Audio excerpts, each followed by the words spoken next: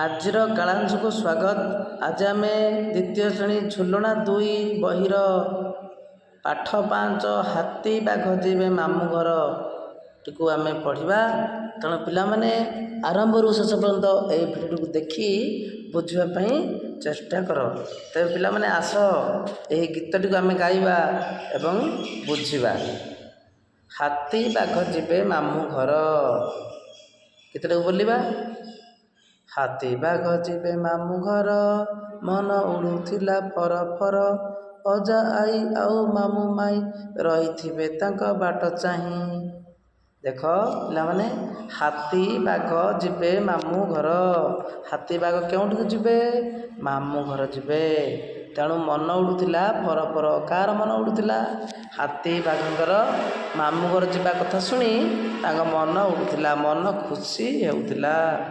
ଅଜା ଆଈ ମାମୁଁ ମାଇଁ ତାଙ୍କୁ ଚାହିଁ ରହିଥିବେ, କେତେବେଳେ ସେମାନେ ଆସିବେ ବୋଲି ଅଜା ଆଈ ମାମୁଁ ମାଇଁ ଚାହିଁ ରହିଥିବେ। ପିଲାମାନେ, ତୁମେ ଯେତେବେଳେ ମାମୁଁ ଘରକୁ ଯାଉଛ, ମାମୁଁ ଘର ନାଁ ଶୁଣିଲେ ତମ ମନରେ ଖୁସି ଆସେ ନା? କେତେ ଖୁସି ଅନୁଭବ କର? ଠିକ୍ ସେହିଭଳି ତୁମେ ଯେପରି ଖୁସି ଅନୁଭବ କର, ହାତୀ ବାଘ ଯେତେବେଳେ ମାମୁଁ ଘର ଯିବା କଥା ଶୁଣିଲେ ତାଙ୍କ ମନ ଖୁସି ହେଲା। ତମକୁ ଯେପରି ଅଜା ଆଈ ଚାହିଁ ରହିଥିବେ, ମୋ ନାତି, ମୋ ଭଣଜା ଭାଣିଜୀ କେତେବେଳେ ଆସିବେ, ଖୁସି ମନରେ ଚାହିଁ ରହିଥାନ୍ତି। ଠିକ୍ ସେଭଳି ବାଘ ଆଉ ହାତୀକୁ ତାଙ୍କ ଅଜା ଆଈ ମାମୁଁ ମାଇଁ ଚାହିଁ ରହିଥିଲେ।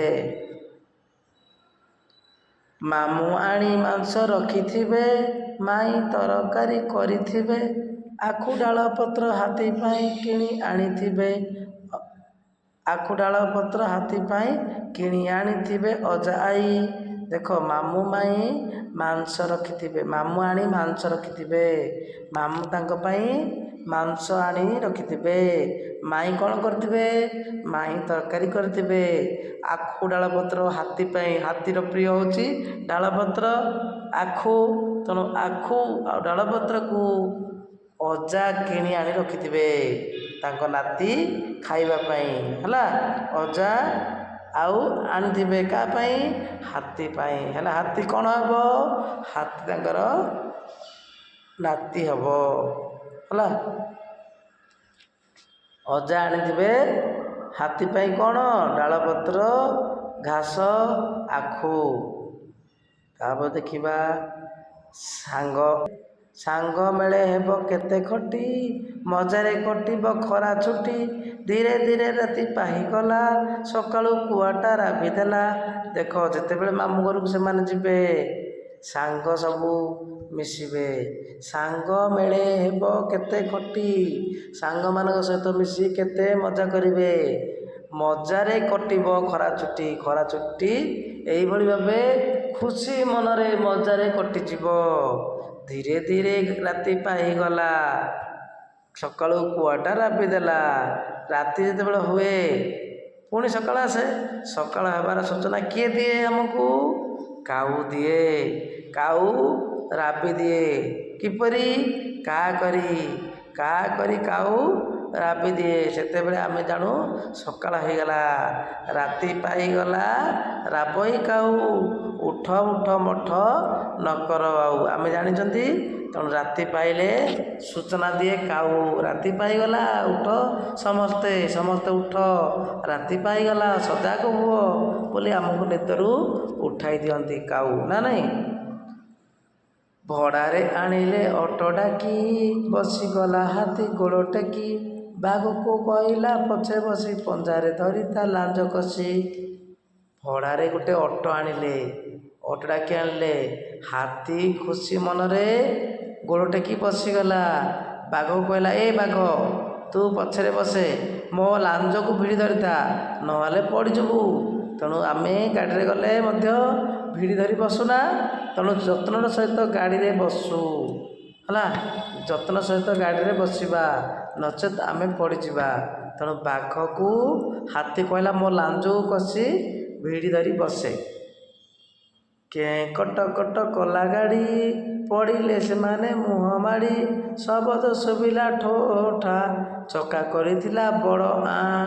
ଦେଖ କେଁ କଟକଟ କଲା ଗାଡ଼ି, ଗାଡ଼ି କ'ଣ କଲା, ଯେଉଁ ଗାଡ଼ିରେ ବସିଥିଲେ କେଁ କଟକଟ କଲା, ଆଉ ପଡ଼ିଲେ ସେମାନେ ମୁହଁ ମାଡ଼ି ତଳେ ପଡ଼ିଗଲେ।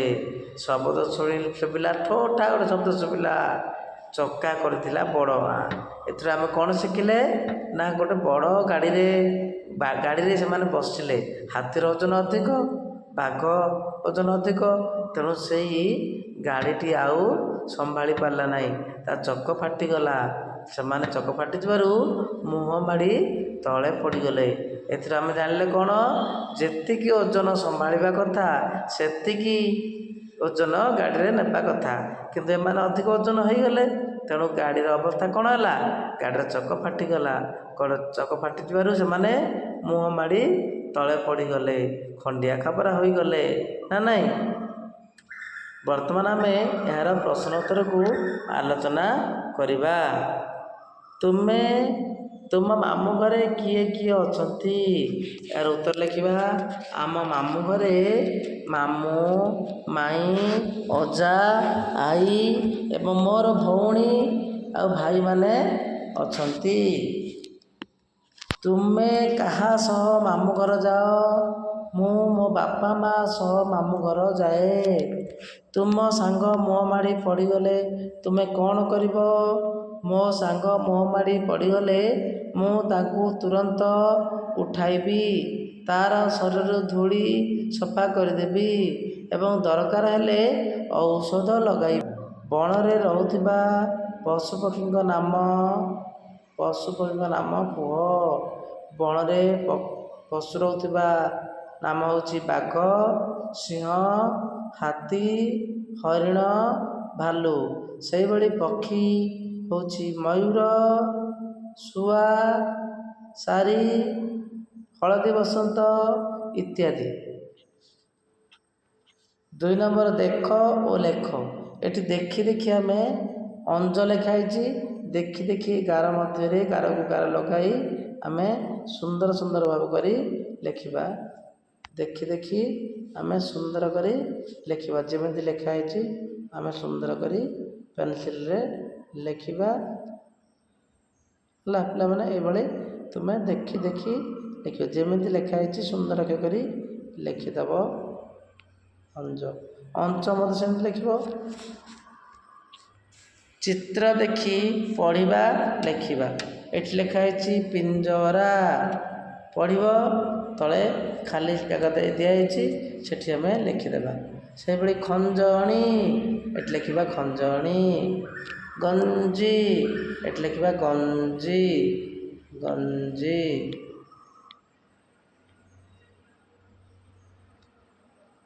ଗଞ୍ଜା, ଲେଖିବା ଗଞ୍ଜା। ପାଞ୍ଜି ବୋଲି ଲେଖିବା, ପାଞ୍ଜି। ପଞ୍ଝା,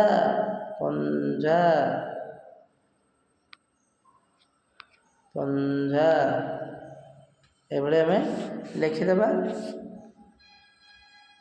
ପଢ଼। ଖଞ୍ଜଣି ବଜାଇ ଦଳ ଗଞ୍ଜନ, ଗୀତ ଗାଇ କଲା ମନୋରଞ୍ଜନ। ଗୀତ ଶୁଣି ଡାକ ଛାଡ଼ିଲା ଗଞ୍ଜା, ବାଘ ନାଚ କରେ ଟେକି ତା ପଞ୍ଝା। 5 ନମ୍ବର, ଗୋଲ ଭିତରେ ଥିବା ଅକ୍ଷର ଦୁଇଟିକୁ ମିଶାଇ ନୂଆ ଶବ୍ଦ ଗଢ଼ ଓ ଲେଖ। ଏ ଗୋଲ ଅଛି, ଗୋଲରେ କ'ଣ ଅଛି? ଦେଖ ଗୋଲରେ କ'ଣ ଅଛି? ଢା ଅଛି, କା ଅଛି, କା ଅଛି, ତେଣୁ କା ଆଉ ଏନଜି ଲଗାଇ ଗୋଟେ ଲେଖିବା ବାକ୍ୟ ପଦ, କାଞ୍ଜି ବୋଲି ଲେଖିଦେବା। ଏଠି ଲେଖା ହେଇଛି ପାଞ୍ଜି, ଏଠି ଲେଖିବା ଆମେ ପାଞ୍ଜି। ତାପରେ ଦେଖ ପିଲାମାନେ, ମଞ୍ଜା ଅଛି, ତେଣୁ ଆମେ ମଞ୍ଜା ବୋଲି ଲେଖିବା, ମଞ୍ଜା। ତାପରେ ପଞ୍ଝା ବୋଲି ଲେଖିବା, ପଞ୍ଝା।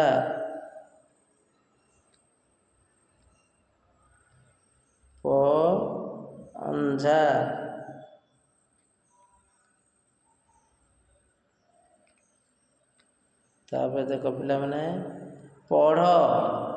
ଅଞ୍ଜ ନିୟ ଯୁକ୍ତାକ୍ଷର ନିୟ ଅଞ୍ଜ ଯୁକ୍ତାକ୍ଷର ତଳେ ଗାର ଦିଅ ଓ ଅଞ୍ଜ ଯୁକ୍ତାକ୍ଷରରେ ଗୋଲ ବୁଲାଇବ।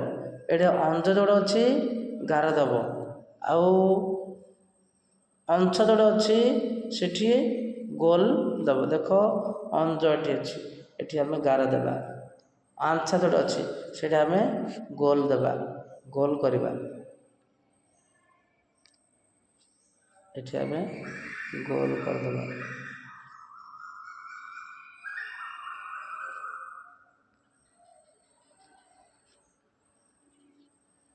ଗୋଲ କରିଦେବା। ତାପରେ ଆଂଶା ଅଛି, ଏଠି ମଧ୍ୟ ଆମେ ଗୋଲ କରିଦେବା।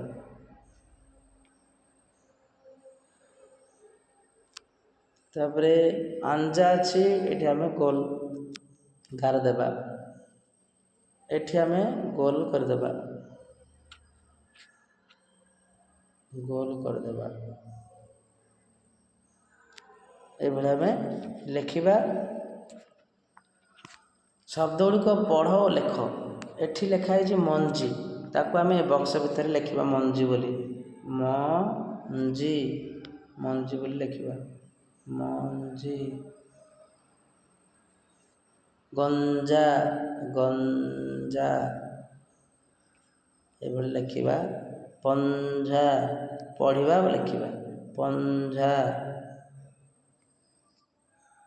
ପଞ୍ଝା ଲେଖିବା। ତାପରେ ପାଞ୍ଜି, ପାଞ୍ଜି, ପାଞ୍ଜି ଏଇଭଳି ଆମେ ଲେଖିଦେବା। ତାପରେ 8 ନମ୍ବର ଅସଜଡ଼ା ବାକ୍ୟକୁ ସଜାଡ଼ି ଲେଖିବ। ଏଠି ବାକ୍ୟ ଗୁଡ଼ିକ ସଜଡ଼ା ହେଇନି, ଅସଜଡ଼ା ଅବସ୍ଥାରେ ଅଛି, ତାକୁ ଆମେ ଠିକ୍ ଭାବରେ ସଜାଇ ଲେଖିବା। ଉପରେ ଗଛ ବସିଛନ୍ତି କାଉ ପଞ୍ଝାଏ। ଏଠି ଆମେ ସଜାଇ ଲେଖିଲେ ହେବ ଗଛ ଉପରେ କାଉ ପଞ୍ଝାଏ ବସିଛନ୍ତି। ଗଛ ଉପରେ କାଉ ପଞ୍ଝାଏ ବସିଛନ୍ତି। ଗଛ ଉପରେ କାଉ ପଞ୍ଝାଏ ବସିଛନ୍ତି। କାଉ ପଞ୍ଝାଏ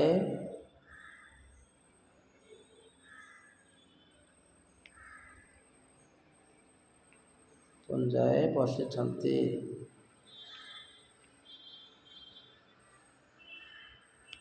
ଏମିତି ଲେଖିଦେବା। ବହି ପଢ଼ିଛି ଅଞ୍ଜଳି ବସି।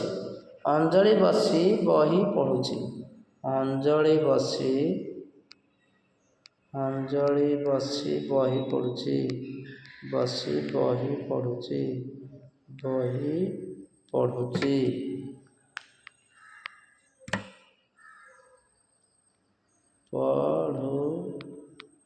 ପଢ଼ୁଛି। ବିଞ୍ଝାରପୁର ଘର ମିତାର। ମିତାର ଘର ବିଞ୍ଝାରପୁର। ମିତାର ଘର ବିଞ୍ଝାରପୁର। ମିତାର ଘର ବିଞ୍ଝାରପୁର। ବିଞ୍ଝାରପୁର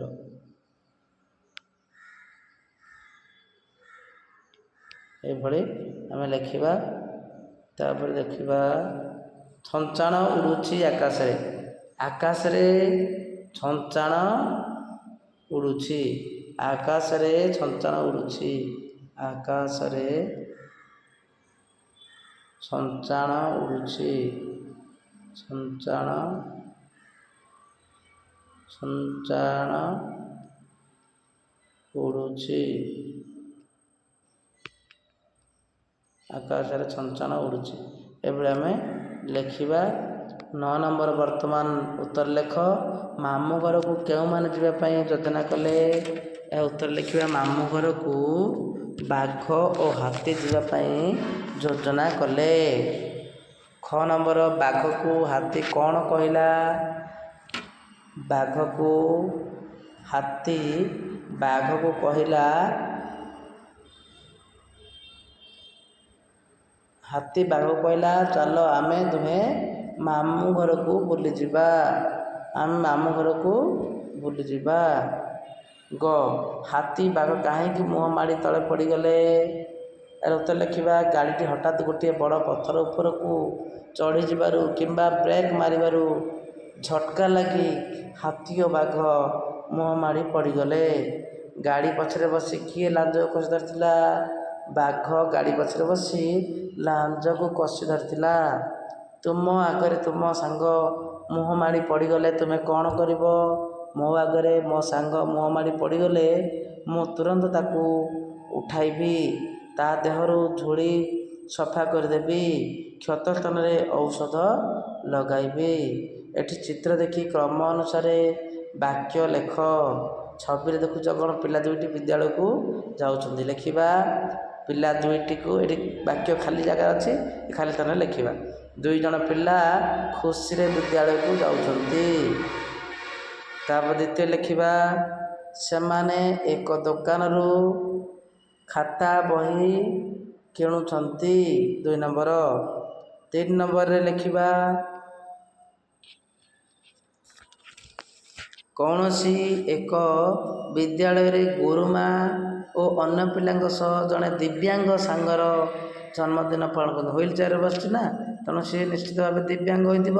ଦିବ୍ୟାଙ୍ଗ ଶିଶୁର ଜନ୍ମଦିନ ପାଳନ କରୁଛନ୍ତି ବୋଲି ଲେଖିବା। ବାକ୍ୟଟି ଲେଖିବା ସେ ଖାଲି ଘରରେ। ତାପରେ ଲେଖିବା 4 ନମ୍ବରରେ କ'ଣ? ପିଲାମାନେ ସେହି ଦିବ୍ୟାଙ୍ଗ ସାଙ୍ଗକୁ ଖୁସିରେ ଉପହାର ଦେଉଛନ୍ତି। ଏଭଳି ଆମେ ବାକ୍ୟରେ ଲେଖିବା। ତାର 11 ନମ୍ବର ତୁମ ପାଇଁ କାମ। ଗୁରୁଜନମାନଙ୍କ ସହ ମିଶି ହାତୀ, ବାଘ, ମୂଷା, ବିଲେଇ, ସିଂହ ଇତ୍ୟାଦି ପଶୁମାନଙ୍କର ମୁଖା ସବୁ ତିଆରି କରିବ। ଅନେକ ଲୋକ ଯହିଁ ମିଳି ଅବଶ୍ୟ ଉପଜୟୀ କଳି। ଅନେକ ଲୋକ ଯହିଁ ମିଳି ଅବଶ୍ୟ ଉପଜୟୀ କଳି। ପିତାମାତାଙ୍କ ସହଯୋଗରେ ଏହା ଆବୃତ୍ତି କର। ବର୍ତ୍ତମାନ ଏହି ପାଠର ପ୍ରଶ୍ନୋତ୍ତର ଆଲୋଚନା ଶେଷ ହୋଇଛି।